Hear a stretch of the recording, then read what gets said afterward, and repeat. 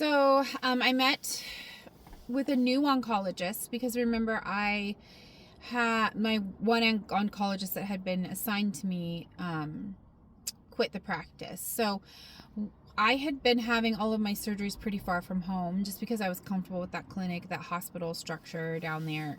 That's where my mom had gone to everything. But I had moved pretty far up north, and so that was going to be quite a commitment for me to have an oncologist down there. So I spoke with my breast surgeon and got a referral to see an oncologist closer to where I live. So that was really nice.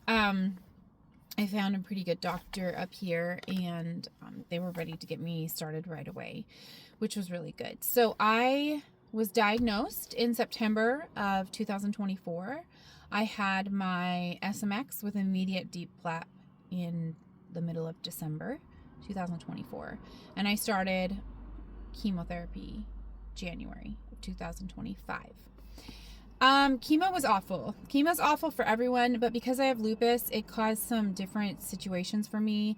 I had 4 rounds, 3 weeks apart, of 2 different types of chemo, trying to tackle it. They decided not to take my lymph nodes out until after chemotherapy was done. Their mindset was that we want to know if the chemo's working, if it's actually effective against this type of cancer specific to your body. And if we take the lymph nodes out now, then we're not going to know if it's been effective. So lymph nodes stayed in, even though there was cancer in them during this time. And I had a wonderful friend who brought me to and from chemo.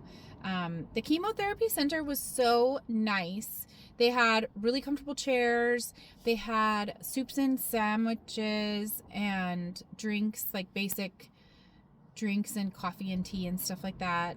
Water that you could bring your own stuff too, but they had everything there in case you didn't have anything that you could bring. They were obviously, it's not a comfortable situation, but they were doing everything that they could to help you be as comfortable as possible. I was told going in that the first round is going to be the most difficult as far as the infusion of the chemotherapy medication itself, because they have a general idea of what kind of pre-meds are needed to help your body accept the toxins, but they don't really know how a person's body is going to behave until they give them the first dose. So I was told that the first one would be the hardest, and then as far as the after effects would go, that it would kind of cumulatively get worse and worse and worse, the amount of them that you have. It was terrible. It was absolutely terrible. 20 minutes in, I had so much uncontrollable pain that my entire body seized up. I couldn't breathe. I couldn't see straight. I saw white. My body inadvertently just tensed, and I couldn't even bend anything in my body. I could barely even speak to tell them what was happening. They stopped the medication and did give me something to try to get me through it. And it was pretty traumatizing because they were all doing their thing, and it took them a minute to even realize that I was needing help before they came over. And so that was really scary, and I didn't really feel very supported in that moment, but they apologized and did relatively quickly get me back to feeling somewhat decent, and I was willing to try again. They slowed down the drip, so my time there was pretty much doubled, which I was okay with that. I'd rather be there longer than be in agony. I spoke with the nurse that was there. I spoke with my oncologist. I spoke with his nurse about what to do about next time to avoid this from being a repeat occurrence, because it was so traumatizing, and of course nobody wants to feel that kind of pain. They all told me that it wouldn't happen again. They all said there's no way that it would happen again. If that is going to happen, it's going to be the first time, then your body's going to acclimate to it, and it won't happen again. And I said, really, that serious? And they said, no, that's pretty severe, but we're guessing it's because of your lupus that it's that severe, but you shouldn't have that experience another time. Well, 3 weeks later, I come in, and at the 20-minute mark, it's happening again. And this time I was angry. And the same thing again, they did give me meds. They slowed it all down. They figured out how to like help my body feel better. And I'm just talking to everybody again and asking, why can't we give me these meds and start with it being a slower drip so that I don't have this traumatic experience 20 minutes into the infusion? And they were like, well, it's not really supposed to be like this. Well, apparently it is like this for my body. So can we give me these additional meds as part of my pre-meds and slow everything down? And they're like, yeah, we'll make a plan for next time.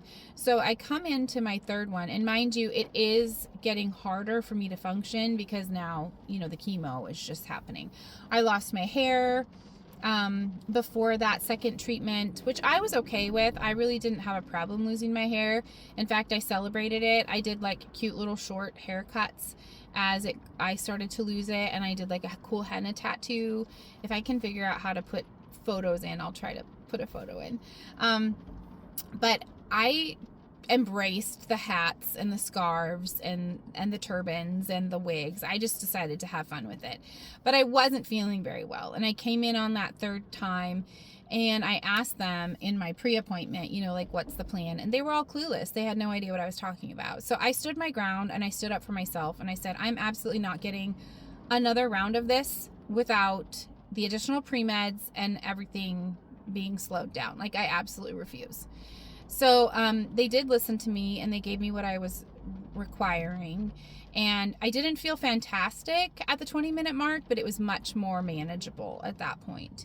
And so by the fourth time, I was feeling really, really sick, even just before I came in. And I was really glad that I only had 4 rounds. I honestly don't know if I could have done more than 4 rounds mentally, but also if I had known I needed more than 4, I probably would have mentally prepared myself better. So that's kind of hard to say. By the 4th round, they had it pretty much locked in, and they had everything ready to go for me so that I wouldn't be dying and in agony. I didn't really find anything super helpful as far as like nausea. I just kind of had to ride it out. They give you a lot of steroids leading into it, so you are not feeling the effects of it as heavy for the first 3 to 4 days, depending on your body. But then on day 3 or 4, you start to just feel awful. And that awful feeling lasts for about a week and a half, and then you slowly start to feel better. But every time you have a treatment, you're never like 100%. So I'd say like coming into the second treatment, you're like maybe 80% of health, you know, feeling well. And then the next one, you're like losing another 15 to 20%. The next one, you're losing an additional 15 to 20%.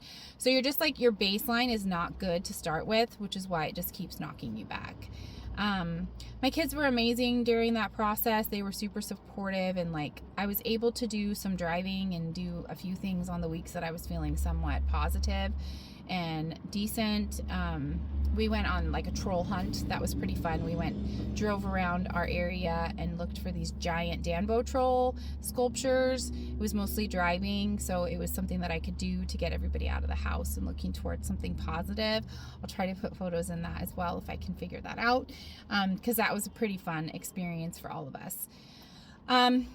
I did extend my leave at work because chemo was going to put me out an additional like month, so I wound up being off of work for 4 whole months. Thankfully, I did have pay for the first 3 months. The final month I did not have pay for, but I lucked out because I did have a bonus from the previous year, so it worked out okay. I had some people donate money that helped me get through my bills. I had some wonderful people that were just like bringing food by and doing everything that they could to try to help. I did have to declare bankruptcy once the dust settled, but I was able to keep my house. So that was such a blessing because of everybody's help. We were able to keep the home that we'd worked to get and keep that stability there. I don't wish chemo on anyone. I wish that I had never had to do it. If I ever get cancer again, I really don't know if I would do it again, because in my case, it wasn't effective. I'll talk about the next surgery in the next video, but when they pulled out the lymph nodes, we discovered that there was still cancer. So for me, it was nice to know that I tried it, and if if things didn't go my way, I would have regretted not trying it, but it was a bummer to know that it didn't do anything, for sure.